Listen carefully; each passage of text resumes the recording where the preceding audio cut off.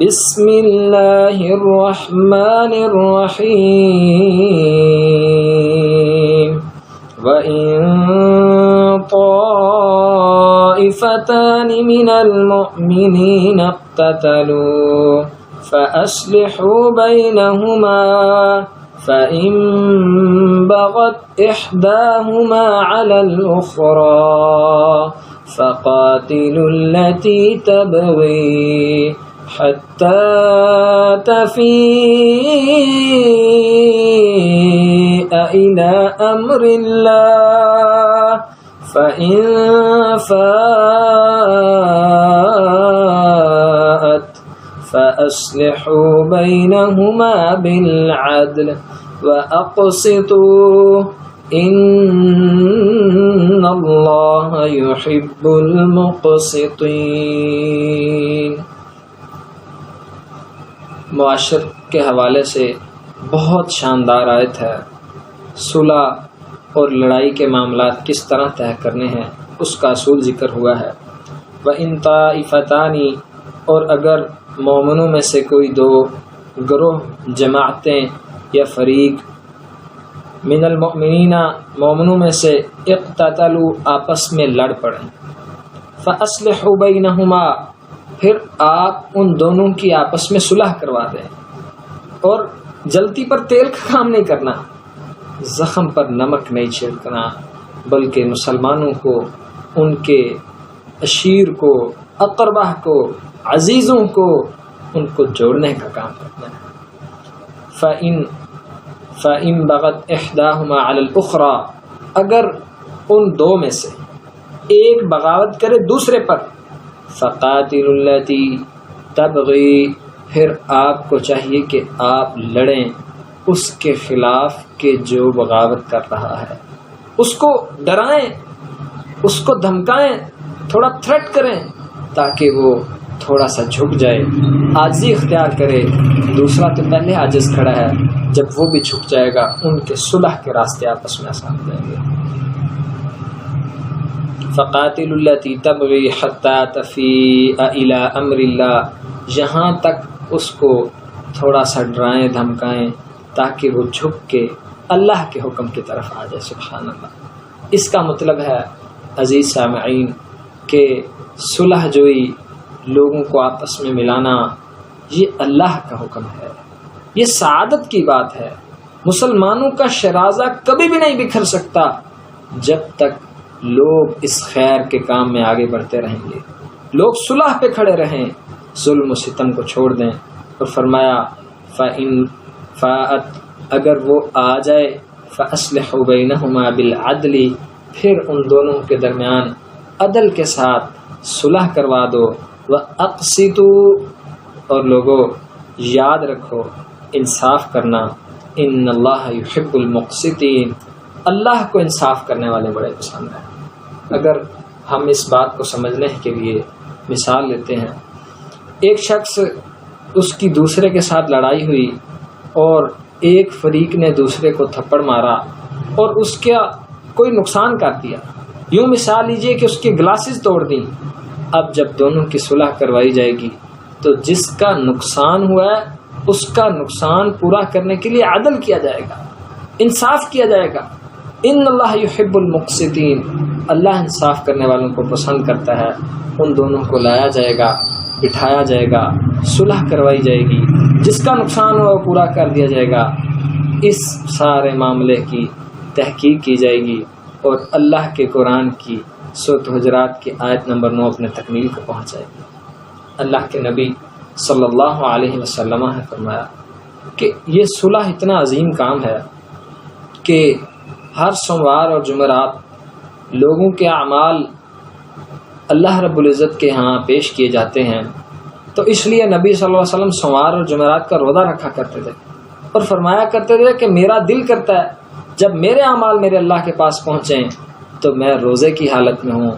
اور فرمایا کہ سارے لوگوں کو اللہ تعالیٰ یعنی معاف کر دیتے ہیں سوائے دو لوگوں کے، ایک جس نے شرک کیا، دوسرا جس کے دل میں مسلمان کے لیے بغض ہوگا، عداوت ہوگی، لڑائیاں اور قدورتیں موجود ہوں گی، نفرتیں موجود ہوں گی، انتقام کی آگ بھڑک رہی ہوگی، یہ آپ کے لیے، میرے ایمان کے لیے چیز خطرہ ہے کہ ہم مسلمان سے بغض رکھیں اور اس سے لڑائی کریں۔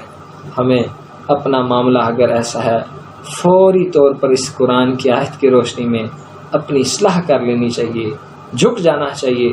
اللہ کے نبی صلی اللہ علیہ وسلم کا فرمان ہے کہ من تواضع للہ رفعہ اللہ، جو شخص اللہ کے لیے جھک جائے اللہ تعالیٰ اس کی عزت کو بڑھا دیتا ہے۔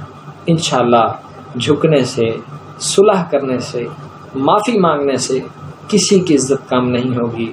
اللہ تعالیٰ ضامن ہے اس شخص کی عزت کا، اللہ تعالیٰ اس کو عزت سے نوازے گا۔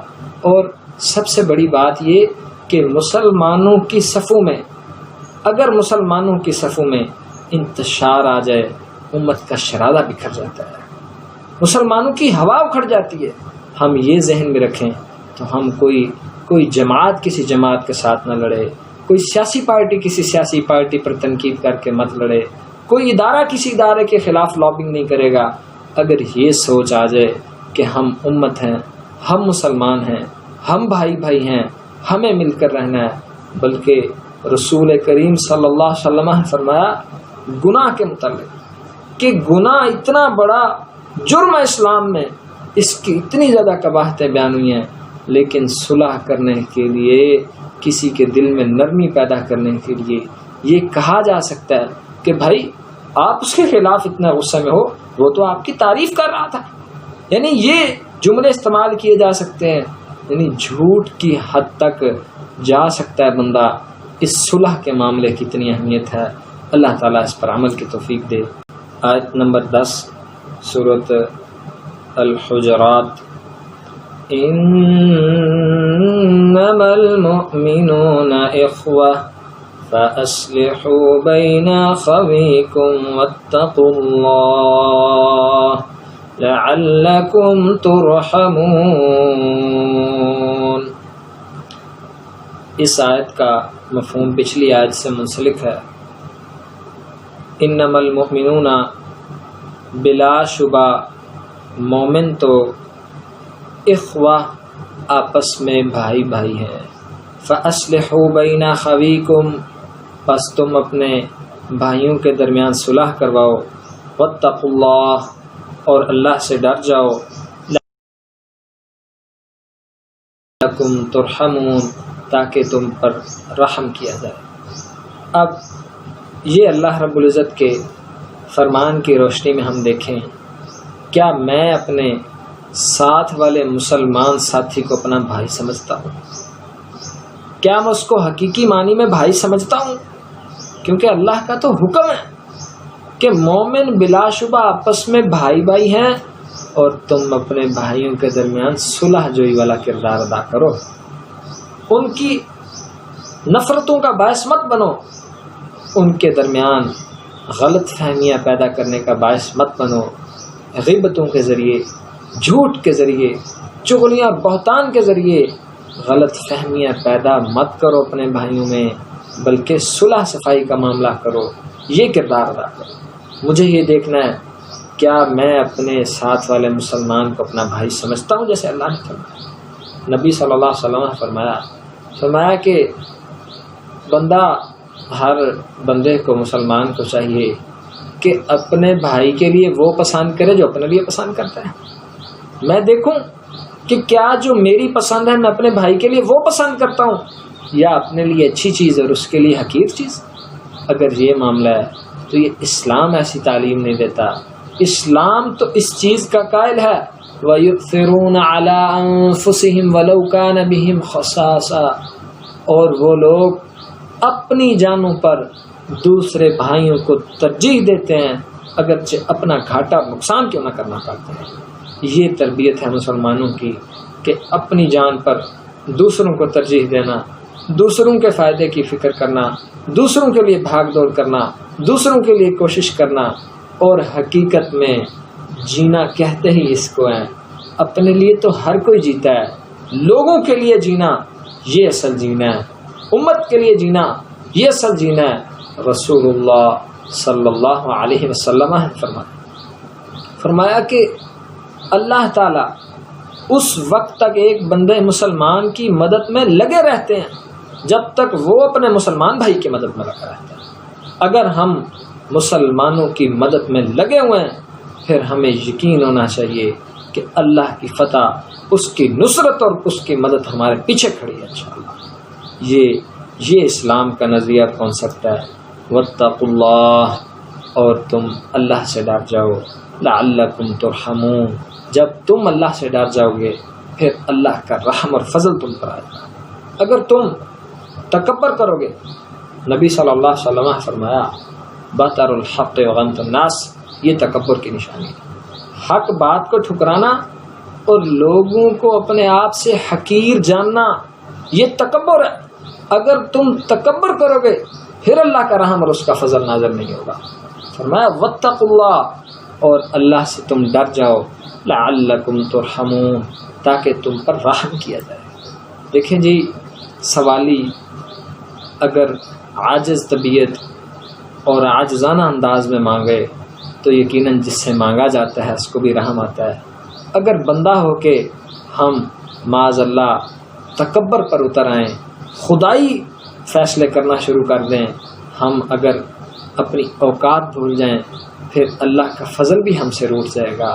ہم عاجزی میں رہیں، مسلمانوں کی خدمت سیوا میں لگے رہیں، مومنوں کو آپس میں جوڑتے رہیں۔